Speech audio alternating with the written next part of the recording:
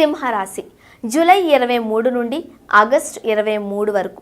మరి సింహరాశి వారికి కాస్త గర్వం, అహంకారం ఎక్కువగా ఉంటుంది. వీరు పక్కవారి పట్ల కూడా కాస్త గర్వంగా ఉంటారు. ఇదే వీరి వీక్నెస్. దీంతో వీరికి చాలామంది దూరం అవుతారు. వీరు ఈగోను విడిచిపెడితే హ్యాపీగా ఉండొచ్చు. కన్యారాశి ఆగస్టు 24 నుండి సెప్టెంబర్ 23 వరకు. కన్యారాశి వారికి మేధస్సు బాగా ఉంటుంది.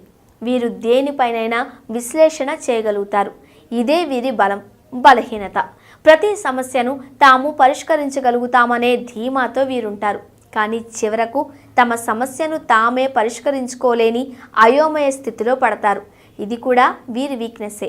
తుల సెప్టెంబర్ 24 నుండి అక్టోబర్ 23 వరకు. ఈ రాశివారు చాలా ప్రశాంతంగా ఉంటారు.